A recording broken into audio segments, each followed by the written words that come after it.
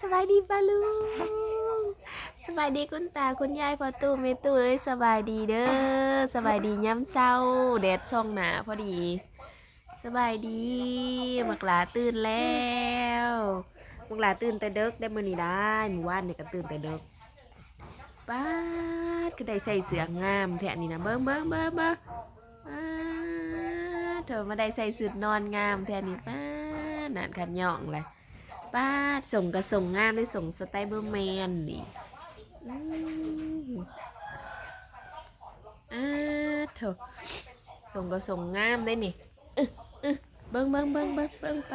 เนี่ยปลาลุงเบิ่งเลยนี่เถอะไม่ได้อยากเฮินหมู่นะเธอส่งงามได้นี่อันนี้เอาหิมนุ่งเสื้อผ้าอะไรจังเอาอันยังมามัดผมเอาแพร่ให้หน่อยนะพอออก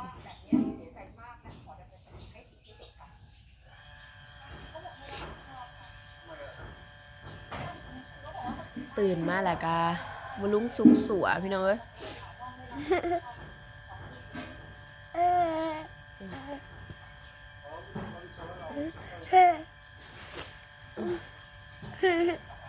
นางอันนี้ก็ได้ตื่นมาแล้วก็มาลุงซุ้งสัวแต่งโตไปห้องเฮียนแกะออกได้เสือนะไปแกะเสือตัวใหม่ไหมลุงส่งน้อยนี่เด้อแต่งโตไปห้องเฮียนไอ้ลิงเอ้ยอันนี้ก็หายคุณได้ไม่ใหญ่บริดึงประตูคือน้ำมันแดดนะแดดซองบัดห่อนบัดล่มบัดแดดอยู่อากาศบ้านนี่ก็ได้ไปน้ำเอ้ยบ่ไปน้ำบ่ไปส่งเอ้ยบ่บ่ไปส่งเอ้ยน้ำบ่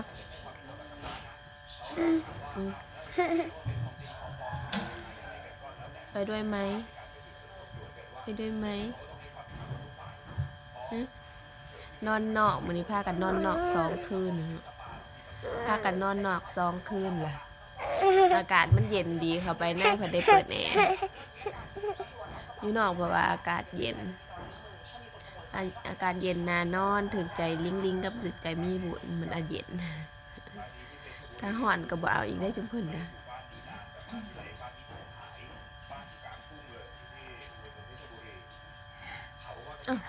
อยากนอนเลยเนี่ยตื่นแต่เช้าเลยอยากนอนเลยนะ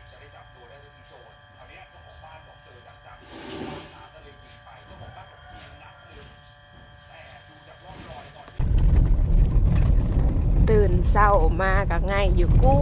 มพี่น้องเลยว่าแต่ขี่รถออกทางง่ายอยู่กุ้มโอ้ยดิตนผู้ขี่รถจักรนะกินขี้ฝุ่นกำลังสิไปส่งเล็งไปโรงเรียนเมื่อวานนี่ก็หักไปจ่ายค่ะเฮียนมาอันเพิ่นขายเป็นทีดบ่ได้ไปบัดไปจ่ายได้เบิ่น2เลยเบิ่น2 เดือน11กับเดือน12แน่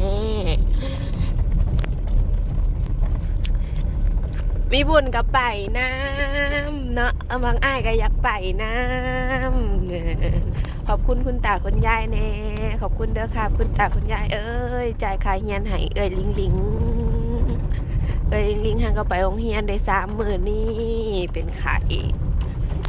เมื่อน่ะเป็นไข่แล้วก็หยุดมาแล้วไปวันจันทร์วันคานผัดถึกวันศาสตร์มันหยุดแล้วก็หยุดอีกไปวันนี้แล้วก็มื้อนี้ขอบคุณเด้อครับลิงอยู่ไสลิงขอบคุณคุณตาคุณยายนะขอบคุณนะขอบคุณคุณตาคุณยายเด้อที่จ่ายค่าเรียนให้อีหลาได้ไปโรงเรียนแล้วน้องกัดแก้มเพิ่นยังเป็นแป้วเป็นแผลอยู่กัดแห้งให้มีบุญใส่น้องกัดแก้มเพิ่นลูกใส่น้องกัดแก้มเพิ่นหยอกกันไปก็ออกมามันกัดตุดเพิ่นว่า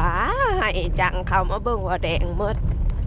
โคตรว่ามีบุญหุ่นขั้นแขวบ่หรือแนวใด แต่ทางเรียบพี่น้องเขาเถิกใหม่เขาเถิกทางใหม่และแลนก็สบายคือว่าได้แลนรถแน่ดันชาติตัวเก่าน่ะเป็นคุ้มค่อยกระตุ้ยไปนี่ก็เริ่มเป็นคุ้มแล้วนี่ถ้ากระเถิกก็เริ่มเป็นคุ้มแล้วรถเที่ยวหลายรถใหญ่รถแก่หินแก่ทราย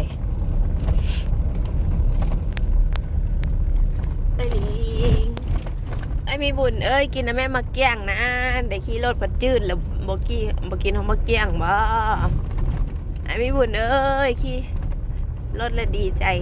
บ่กินของมาเกี้ยงบ่ดอ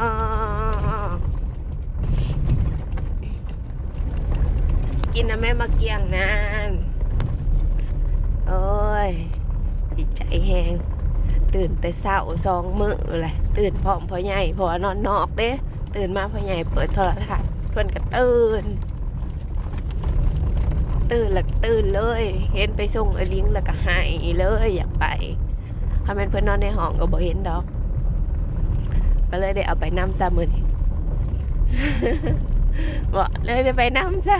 หัวอีกโอ้ยหัวอีกโอ้ยจังเด้หัวก็เป็น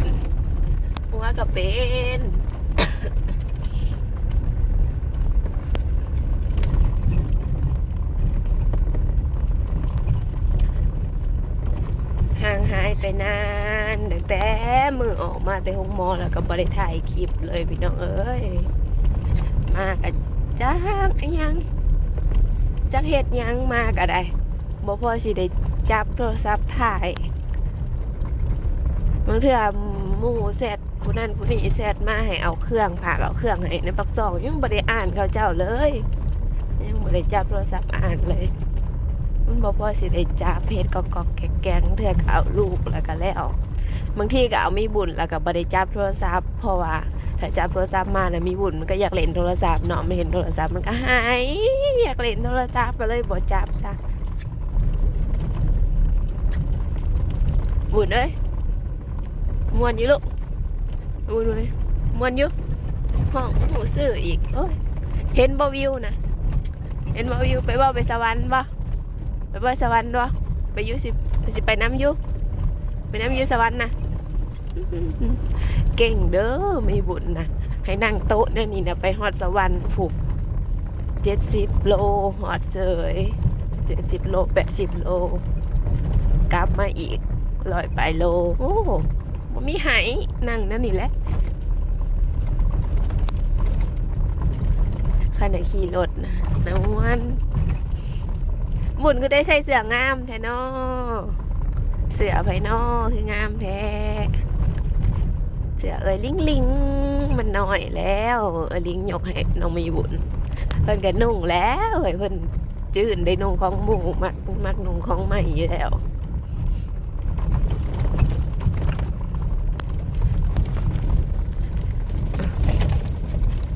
ยังพันหอดซ้ำ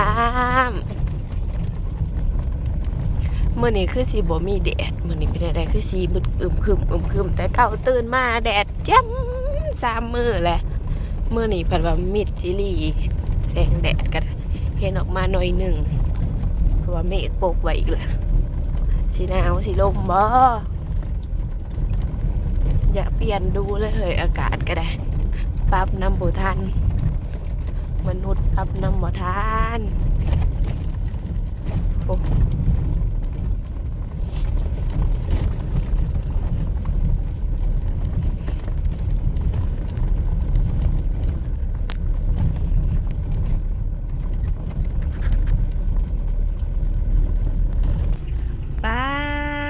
ถฮ้อนกับบอพังเห็นแม่ซื้อมาแล้วก็เด้มือมาจับปับเข้าปากปับพูนฮ้อนลูกมันฮ้อนอีลูกอีแม่มันฮ้อนโอ้ยอยากแห้งโอ้ยอยากแห้งฮ้อนกับบอพังโอ้ยแฮนแฮนน่ะมันฮ้อนโอ้ยกับบาปกับลูกข่อยเด้นั่นมันฮ้อนให้มันเย็นกับลูกหิวแห้งห่อนกับบ่พังพยายามแหนห่อนกับกินนั่นแหละเอาเขาใส่ปากน้องเลยลูกหิว มักคันไก่นะเห็นปิ้งนั่นนี่นะมักอีกอย่างนะอยากจับกินเองนั่นมันห่อนลูกเขามือนี่หวงยันเอื้อยกินน้ำเอื้อยกับกลุ่มแผ่นน้ำน้องอยู่เดี๋ยวจับมือน้องห่วงนะโอ้ยหน้าดำหน้าแดงลูกคอยนะห่วงผู้เปื่อนปากน้ำเด้อเพื่อนกะยาเมื่ออาบน้ำเอามาเกี่ยงนะคะเชียวห่วงแหงหมดลูกแสบแหง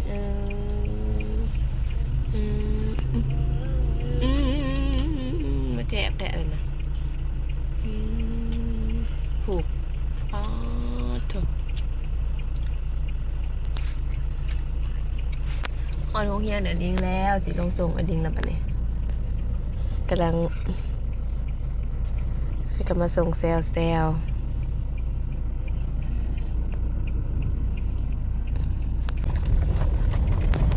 ส่งไอ้ลิงแล้วกำลังเมื่อบัดนี้กำลังลงเมื่อ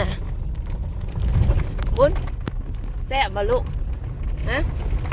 หิวบ่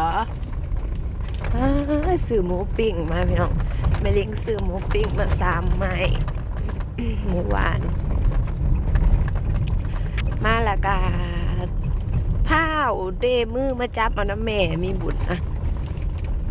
ผ้าวกลัวเอาแล้วก็ผ้าวยัดใส่ปากจะแม่นหิวแหง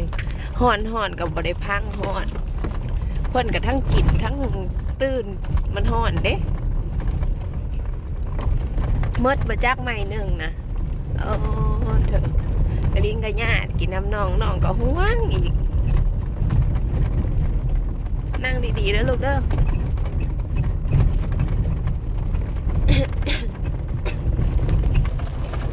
กินมดแล้วบ้านนี้กินมดไม่หนึ่งอยู่แล้วบ้านนี้บ่แอบแล้วบ่แอบบ่ซอแล้วบ้านนี้เก่งกินมดไม่หนึ่งแล้วเก่งญี่ปุ่นเก่งได้ญี่ปุ่นเก่งได้โอ้ยว่าขี้ปุ่นโหดโพใครแต่ว่ามีลมทางนอกนะล่มแล้วก็อันรถกายแล้วก็ลงไปเฮือนผู้ใดอยู่แคมทางเนี่ยบ่อยากจะว่ารถพี่น้องเลยขี้ฝุ่นนี่ยันฮอดบ่นอนหมดแล้ว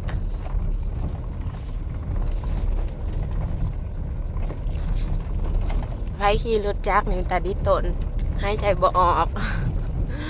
ไม่ลิงเคยขี่รถจักรขึ้นมาโอ้ยหายใจบ่ออกตายโลดไปลิงพันมาช่วงค่ำช่วงมาลิงตอนค่ำขี่รถจักรขึ้นมาโอ้ยไปจักแมงไหมไปจักขี่ดินไปจักอียังไปขี่พุ่น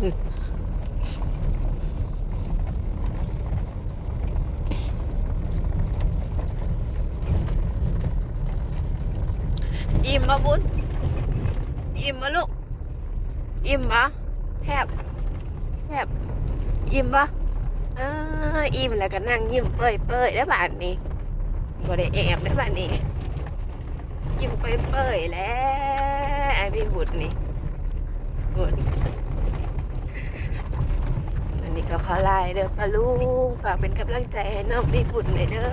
ป้าลุงตาคุณยายพักตูไม่ตูเอ้ยไปแล้วสบายดี